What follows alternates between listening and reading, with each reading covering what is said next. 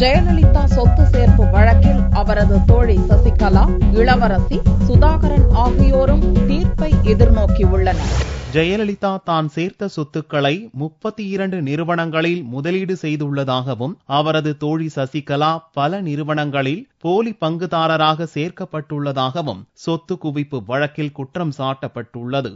சசிகலா மட்டுமின்றி அவரது அண்ணி இளவரசி, சகோதரி மகன் சுதாகரனும் இவ்வழக்கில் சேர்க்கப்பட்டனர்.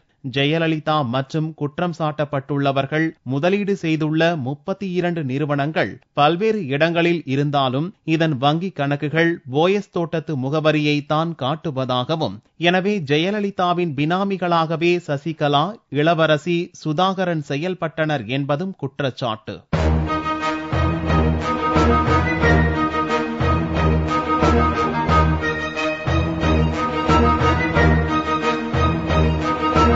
சசிகலா, இளவரசி, சுதாகரன் தரப்பு வக்கீல்கள் நண்பர்கள் என்ற முறையில் ஒரே வீட்டில் தங்கியிருந்தார்கள் என்றும், இதற்காகவே ஜெயலலிதாவையும் அவரது நண்பர்களையும் பழிவாங்கும் நோக்கில் வழக்கு தொடரப்பட்டுள்ளதாகவும் வக்கீல்கள் வாதிட்டனர்.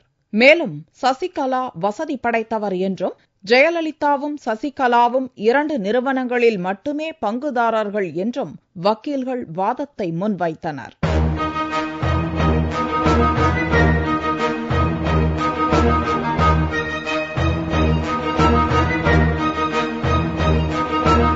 இசையமைப்பாளர் கங்கை அமரனை மிரட்டி பையனூர் பங்களாவை வாங்கவில்லை என்றும், கோடநாடு பங்களா வாங்கப்பட்டதிலும் முறைகேடு இல்லை என்றும் கூறியுள்ள சசிகலா தரப்பு வக்கீல்கள் இவற்றில் ஜெயலலிதாவிற்கு துளியும் தொடர்பில்லை என்று ஆணித்தரமாக தெரிவித்தனர்.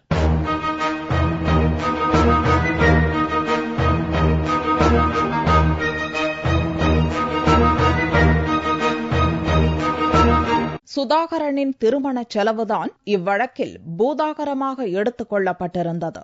ஆனால் சுதாகரன் தரப்பு வக்கீல்களோ இச்செலவுகளை பெண் வீட்டார்தான் செய்தனர் என்றும், ஜெயலலிதாவுக்கு தொடர்பில்லை என்றும் வாதிட்டனர்.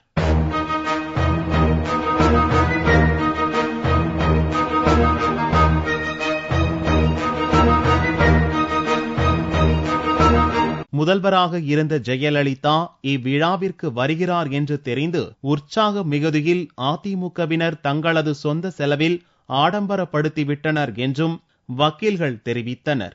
ஜெயலலிதா மீது புகார் இருந்தால் ஊழல் தடுப்பு போலீசார் அவரிடம்தான் விசாரிக்க வேண்டும்.